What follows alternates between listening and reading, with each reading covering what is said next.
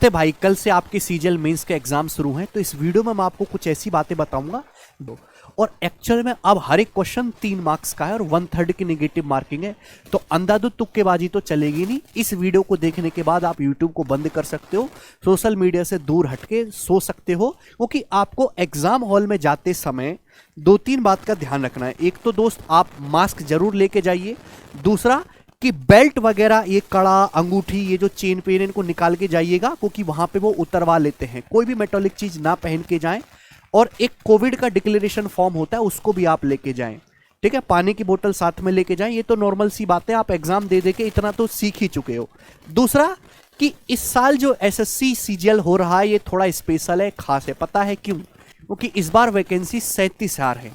जो हमारा टियर 1 का पेपर हुआ तो उसमें लगभग 3,70,000 के आसपास स्टूडेंट क्वालिफाई हुए थे, या 3.5 लाख अगर हम मान ले, तो मेरा जहां तक अंदाजा 3.5 लाख में से ये समझो कि 3 लाख ही पेपर देने जाएंगे, 50,000 पेपर देने इसमें जाएंगे ही नहीं। ये मेंस की बात कह रहा हूं। और इन 3 लाख स्टूडेंट में से 37,000 स्टूडेंट को फाइनल जॉब मिलने वाली है। तो 37,000 जो है 3 लाख का लगभग 12-13% होता है।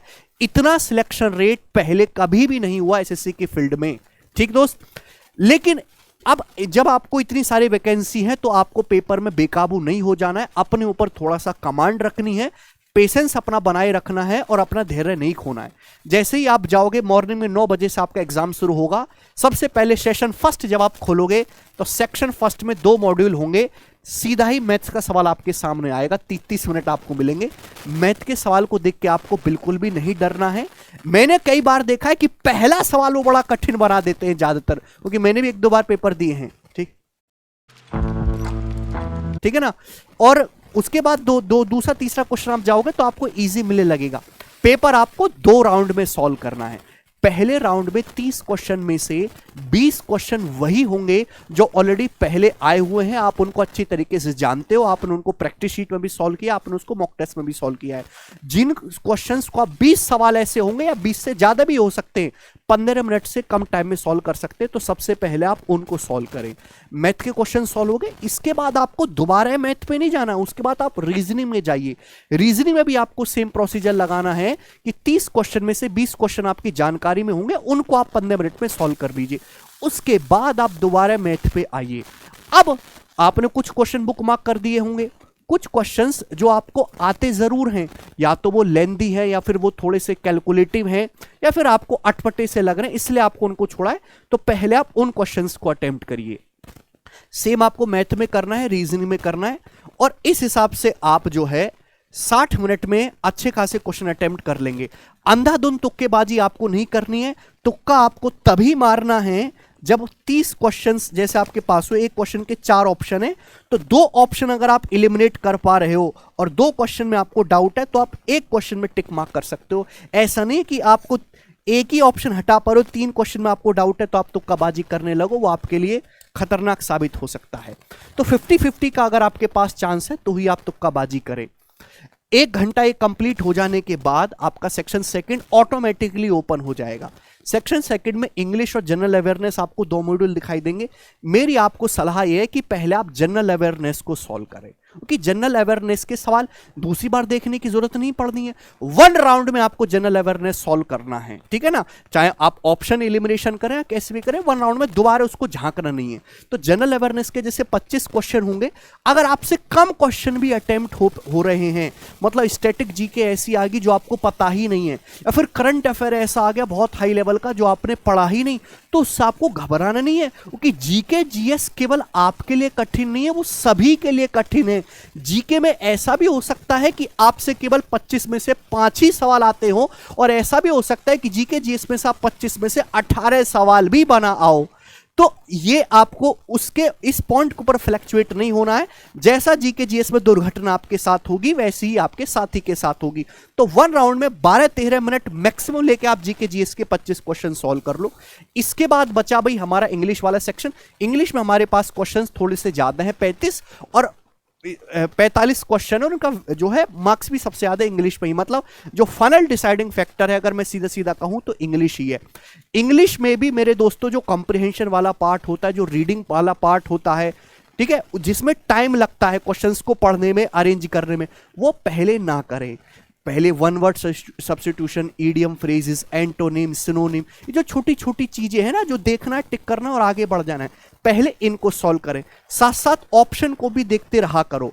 होता क्या है कि जैसा आप सिनोनिम एंटोनिम लगा रहे हो, आपको एक्चुअल शब्द नहीं पता कि सिनोनिम क्या है, लेकिन जब आप ऑप्शन को देखोगे तो ऑप्शन क्या आपको तीन पता है, यार ये तीन एक जैसे, ये अलग है, तो ये इसका आंसर मार्क होगा। ऑप्शन साथ साथ करते रहें। इसके बाद ये हो गया मेरे दोस्तों, आपको अच्छा खासा अटेम्प्ट इसमें रखना है। आप ये उम्मीद बिल्कुल ना करके जाएं कि भाई इंग्लिश के 45 क्वेश्चन आ रहे हैं तो मैं इंग्लिश के 30 क्वेश्चन सही करके आ रहा हूं तो मेरा सिलेक्शन हो जाएगा। ऐसा नहीं होने वाला। आपको एक्यूरेसी भी रखनी है और नंबर ऑफ अटेम्प्ट भी अच्छा खासा रखना है, क्योंकि केवल फ्रेशर लोग इसको पेपर को नहीं देंगे। जो ऑलरेडी कहीं ना कहीं सिलेक्ट हो चुके हैं, जो एमटीएस की जॉब कर रहे हैं, सीएचएससी की जॉब कर रहे हैं, जो रिपीटर बच्चे, वो भी इस एग्जाम को देंगे। इसके बाद सेक्शन थर्ड, देखो सेक्शन थर्ड में दो मॉड्यूल है। मॉड्यूल सेकंड जो ये आपका टाइपिंग वाला है, ये बाद में कराया जाएगा। 2.25 घंटे का पेपर यहां से लेके यहां तक आपका 1 गो में होना है। ऑटोमेटिक सेक्शन ओपन होते चले जाएंगे। अब आया कंप्यूटर नॉलेज टेस्ट। देखो कुछ बच्चों के लिए तो बहुत आसान रहा होगा, लेकिन कुछ बच्चों के लिए कंप्यूटर नॉलेज टेस्ट जो है वो बहुत भयानक रहा होगा, जिन्होंने बीटेक नहीं किया है या जिन्होंने कभी कंप्यूटर एबिलिटी नहीं पढ़ा है। ये क्वालिफाइंग पेपर है। आप इस जद्दोजहद में बिल्कुल ना रहे कि 20 क्वेश्चन है, मैं मुझे सारे के सारे ठीक करने, इसमें बिल्कुल भी तुक्कामाजी करने से बचें। अगर आप 20 में से मोर देन 10 भी कराते हैं ना सही, तो भी आप एक सेफर साइड में हैं। आपके पास टाइम भरपूर होगा, सोच समझ के इसको अटेम्प्ट करें। इसके बाद पेपर आपका खत्म, चाहे आपका पेपर अच्छा जाए या खराब जाए या एवरेज जाए, आपको बिल्कुल नहीं सोचना। कुछ बच्चे क्या होते हैं, बिलो एवरेज पेपर जाता है, अटेम्प्ट कम है, वो टाइपिंग को छोड़ के वह घर को वापस आ जाते हैं। ऐसा बिल्कुल भी नहीं करना। आपको सभी बच्चों को टाइपिंग देनी है। अभी आपको थोड़ा टाइम मिलेगा। टाइपिंग जो है आपकी 2 बजे से शुरू होगी, 2:40 तक आपकी टाइपिंग होगी। 40 मिनट का टोटल समय दिया जाएगा, 15 मिनट में। टाइपिंग में एक्यूरेसी पे आपको ध्यान देना है, उल्टा सीधा ना करें। वहां खड़खड़ की आवाज होती है तो कानों में रुई डाल लें या अपने ऊपर कंट्रोल बनाए रखें। दूसरी बात कि अब टाइपिंग हर टेस्ट में, एग्जाम में कंपलसरी है। आप एसएससी की कोई भी पोस्ट लेना चाहते हो तो बिना टाइपिंग के संभव ही नहीं है। तो कोशिश ये करिएगा कि जल्दी आप टाइप, स्पीड आपकी अच्छी है तो एक बार उसको गो थ्रू जरूर कर लें कि जो आपने वहां पे टाइप किया है। सेकंड बात मेरे दोस्त, कि एग्जाम हॉल से बाहर आने के बाद बच्चों से आप पूछोगे तो भाई मेरे इतने सही हो गए, भाई मैंने ये 100 में से 97 सही कर दे, मैंने 98 सही कर दे। हर बच्चे का अलग अलग रिएक्शन होता है, लेकिन जब आप कोने में ले जाके उनको तसल्ली से पूछोगे ना, भाई तेने कितना किया है, कितना हुआ था, तो वास्तविकता आपको समझ में आएगी। एग्जाम हॉल से निकलने के बाद लड़के क्या कह रहे हैं, क्या हवाबाजी चल रही है, उस पर आपको बिल्कुल भी ध्यान नहीं देना। आपका पेपर अच्छा हुआ है तो वेल एंड गुड, आपका पेपर एवरेज हुआ है तो भी आपको घबराना नहीं है। अगले महीने सीएचएसएल आने वाला है, फिर सीपीओ आने वाला है, एमटीएस आने वाला है, और जून में जो है अगला 2023 का पेपर जून में ही शुरू होना है ना, है उसमें भी वैकेंसी काफी आएंगे, क्योंकि चुनाव तो 2024 में होना है। तो फिर से जून में दोबारा से सीजन आने वाला है, तो आप अपने फर्दर एग्जाम पे ध्यान दें। लेकिन ठीक है भाई, ऐसा बिल्कुल ना करें कि आपका सेक्शन फर्स्ट थोड़ा सा वीक अगर रह गया तो आप सेक्शन सेकंड में अपनी तनाव में महसूस करने लगे और सेक्शन सेकंड पे ध्यान ना दे। एग्जाम में कहीं भी कभी भी कुछ भी हो सकता है। आप जो भी क्वेश्चन सेक्शन अटेम्प्ट करें उसको अपनी पूरी ताकत के साथ अटेम्प्ट करें, क्योंकि ये अभी ना सही तो आपको अपकमिंग एग्जाम जो इसी साल 2023 में होने, उसमें आपको जरूर कहीं ना कहीं फायदा पहुंचाएगा। ठीक है भाई, तो हाँ देखिए, इसमें टाइमिंग का इश्यू हो सकता है। देखो एक बात मैं कहना चाहता हूं कि पहले जो मेंस का पेपर था उसमें 72 सेकंड मिलते थे क्वेश्चन के लिए, अगर हम ऑन एन एवरेज बात करें। आज आपको 60 ही सेकंड मिले, वो कि 60 मिनट में आपको 60 क्वेश्चन सॉल्व करने। तो और प्री में भी ऐसा ही होता है। तो पेपर का लेवल बिल्कुल भी बढ़ने वाला नहीं है, पेपर का लेवल प्री जैसा ही आएगा। मैं फिर से कह रहा हूं कि पेपर का लेवल इजी टू मॉडरेट ही रहेगा। 2-4 क्वेश्चन कठिन आ जाने की वजह से आप पूरे पेपर को खत्म नहीं कर सकते, बर्बाद नहीं कर सकते। या कोई सीरीज का सवाल या कोई बोर्ड मास का सवाल कैलकुलेटिव आ गया है, कोई ज्योमेट्री का कंस्ट्रक्शन वाला सवाल आ गया, वो एक आधी होगा। 30 में से 26-27 क्वेश्चन बिल्कुल हलवा केक वॉक की तरह होंगे। ठीक है ना, तो वो आपके गलत ना हो, इस पे आपको ध्यान देना है। ठीक है भाई, चलिए दोस्त, तो मेरी तरफ से आपके लिए बेस्ट ऑफ लक। अच्छे से पेपर को अटेम्प्ट करिए, भरपूर नींद लीजिए और एग्जाम खत्म होने के बाद सीधा घर को आइए। किसी से किसी टाइप का कोई डिस्कशन नहीं।